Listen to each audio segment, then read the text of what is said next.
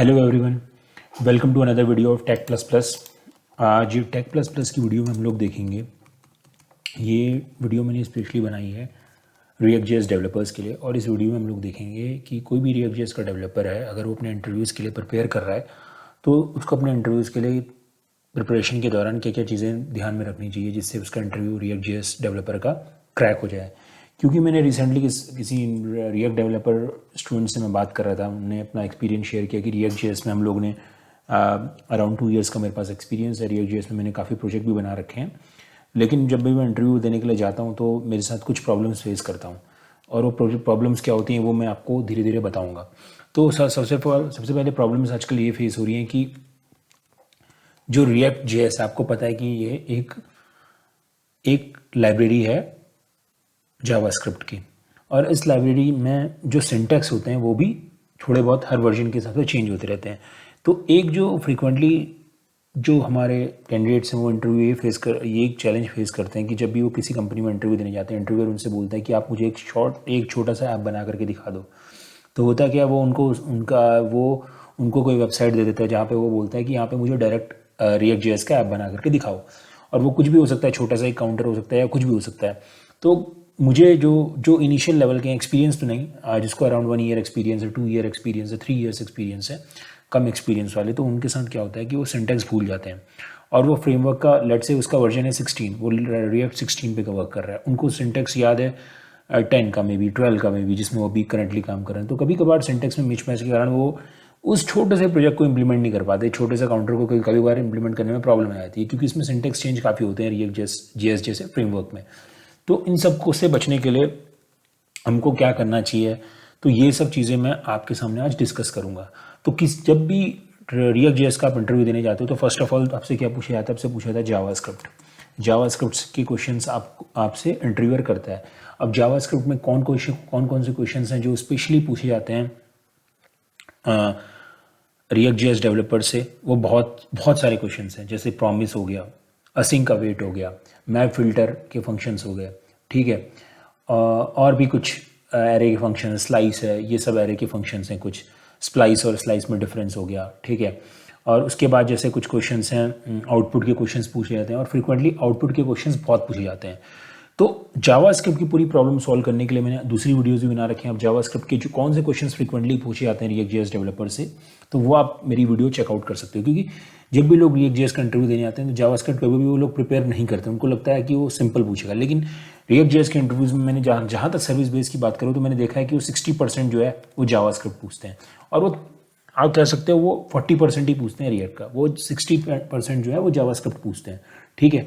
तो जावास्क्रिप्ट आपका स्ट्रांग होना चाहिए। तो इसके लिए मैंने आपकी प्रॉब्लम सॉल्व कर दी है। मैंने डायरेक्ट 2 पीडीएफ बनाई हैं, ठीक है। 2 पीडीएफ में मैंने जो इंपॉर्टेंट क्वेश्चन हैं वो मेंशन कर दिए हैं, और कुछ आउटपुट के क्वेश्चंस भी दे दिए हैं प्रैक्टिस करने के लिए, जो आपको प्रैक्टिस करनी चाहिए आउटपुट के क्वेश्चंस की, ठीक है, जो फ्रीक्वेंटली इंटरव्यूअर पूछता है। Basically targeting service based companies, specially Infosys, ठीक है, विप्रो, ठीक है, जो मुझसे पूछे गए हैं, एक्सेंचर, उसमें आउटपुट के क्वेश्चंस भी इन्वॉल्व हैं और सारे क्वेश्चंस इन्वॉल्व हैं, ठीक है।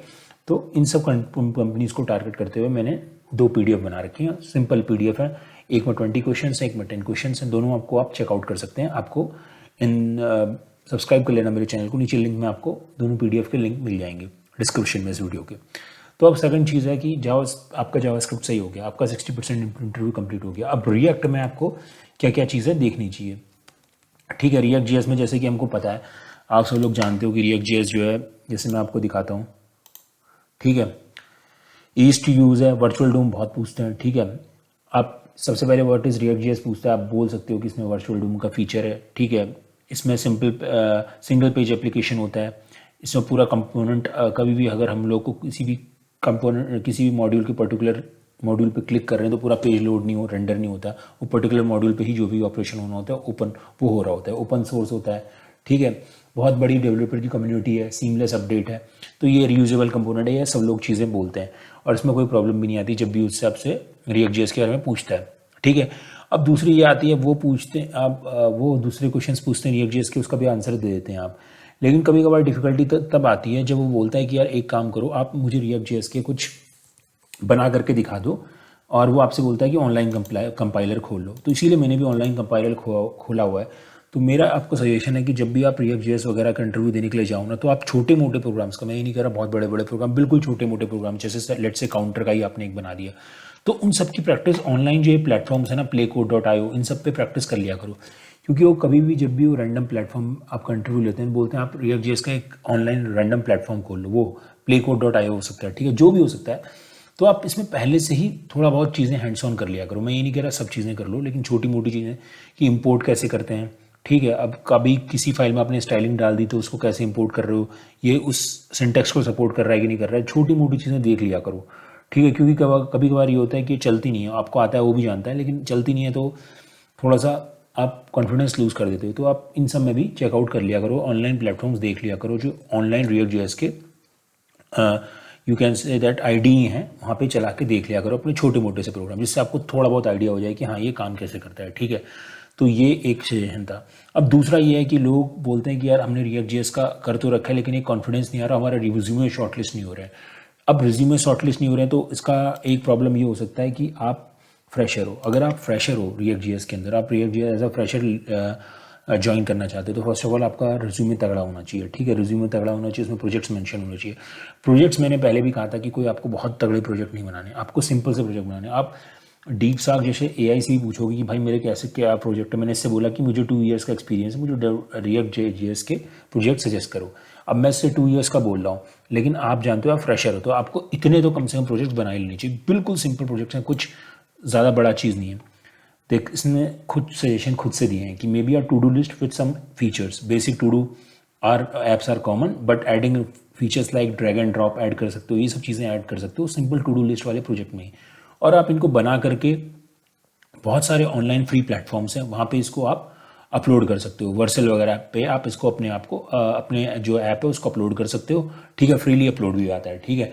उसके बाद वेदर ऐप बना सकते हो, ये बना लोगे तो बहुत बढ़िया है, ठीक है। वेदर ऐप में आप ओपन वेदर मैप जो है वो आपको फ्री एपीआई प्रोवाइड कराता है, आपको फ्री एपीआई यूज़ करनी है, बैकएंड वगैरह कुछ नहीं लिखना है, आपको सिर्फ एपीआई कॉल करानी है और एक बढ़िया सा यूआई बनाना है, जिससे आपको किसी भी पर्टिकुलर एरिया का टेम्परेचर वगैरह मिल जाएगा, ठीक है। क्विज आप बना सकते हो, ठीक है। और क्वेश्चंस का डेटाबेस आपको क्वेश्चंस के लिए आपको डेटाबेस मिल जाता है, आपको बस एपीआई कॉल करनी रहती है, ठीक है। तो जैसे मैंने छोटे मोटे ऐप के कुछ आपके एग्जांपल दिखा देता हूँ, जैसे देखो क्रिएट रिएक्ट का ऐप बना हुआ है टू डू लिस्ट का। अब ये तो बहुत बेसिक हो गया, लेकिन आप बना सकते हो, ये भी बना सकते हो, बेसिक है, ज़रूरी नहीं है बेसिक है, लेकिन आप इसको अपलोड कर दोगे बना करके तो एक इंप्रेशन पड़ता है कि हाँ ये इसको थोड़ा बहुत कुछ चीज़ें पता है, ठीक है। तो आपकी थोड़ी बहुत प्रैक्टिस हो जाएगी। तो यहाँ पे मैंने वेबसाइट पे सर्च किया था तो मुझे यहाँ पे ये मिल गया था। तो ऐसी कुछ भी क्रड के एप्लीकेशंस आप बना सकते हो, ठीक है। जैसे ये एक बहुत सही सा बना रखा है, ठीक है। तो ये छोटे मोटे ही प्रोजेक्ट बनाने हैं, आपको कोई बड़ा प्रोजेक्ट नहीं बनाना है अगर आप फ्रेशर हो तो, ठीक है। अगर नहीं भी बनाओगे बड़ा तो चलता है। अब मैं आपको एक दिखाता हूँ, एक और जैसे सैम्पल ऐप के लिए आपको दिखा रहा हूँ, एक मैंने प्रोजेक्ट बना के अपलोड कर रखा है। अब इसमें मैं क्या कर रहा हूँ, इसमें मैंने एक वेबसाइट बना के मैंने वर्सल पे अपलोड कर रखा है अपने प्रोजेक्ट को। वर्सल पे एक फ्री वेबसाइट है, एक फ्री प्लेटफॉर्म है जहाँ पे अपनी ऐप बना करके आप अपलोड कर सकते हो विदाउट एनी कॉस्ट, फ्री में अपलोड कर सकते हो, ठीक है। ये एक छोटा सा प्रोजेक्ट है एआई टूल लिस्ट। अब इसमें क्या है, कुछ नहीं है, इसमें मैंने बना रखा है, सिंपल लिस्टिंग कर रखी है जितने भी एआई टूल्स हैं, ठीक है। यहाँ पे उनके टूल नेम दे रखा है, डिस्क्रिप्शन दे रखा है किसके लिए यूज़ किए जाते हैं, उसकी इमेजेस डाल रखे हैं, यूजेस दे रखे हैं, कैटेगरी नेम दे रखी है, एआई चैटबॉट्स कैटेगरी है, एआई वीडियो एडिटिंग कैटेगरी है, ये सब फिल्टर सब काम करता है। लिंक पे जाओ तो उसकी आप वेबसाइट पे आप रिडायरेक्ट हो जाओगे। इस पर क्लिक करूँगा तो जो भी टूल पे मैंने क्लिक किया उसकी वेबसाइट पे वो रिडायरेक्ट हो जाएगा, ठीक है। जैसे जैस्पर पे क्लिक किया तो जैस्पर पे वो चला गया, jasper.ai पे चला गया, ठीक है। अब जैस्पर AI वो खुल जाएगा। तो ये कोई बहुत कॉम्प्लेक्स ऐप नहीं है, लेकिन आप फ्रेशर हो तो आपको अगर आप इतना भी बना लेते हो तो आपको वो बोलेंगे हाँ इसने थोड़ा बहुत इसको हैंड्स ऑन है रिएक्ट जेएस में, ठीक है।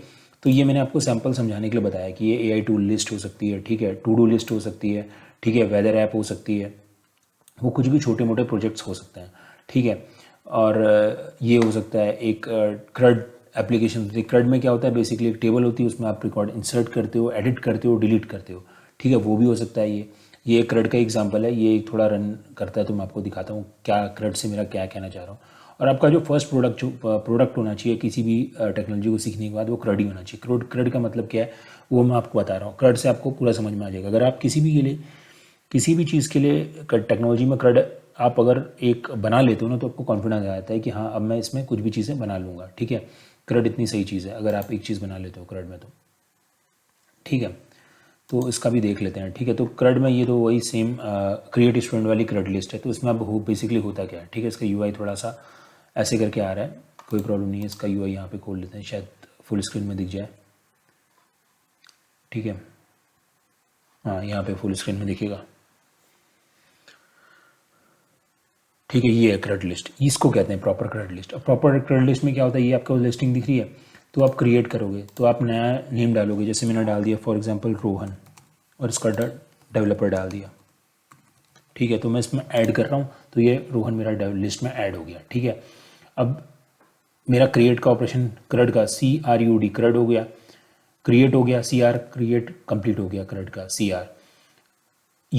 अपडेट कर सकता हूँ, हाँ मैं अपडेट कर सकता हूँ। अपडेट पे क्लिक करूँगा, रोहन का नेम चेंज करके रोहन सिंह कर दिया मैंने, अपडेट भी हो गया, ठीक है।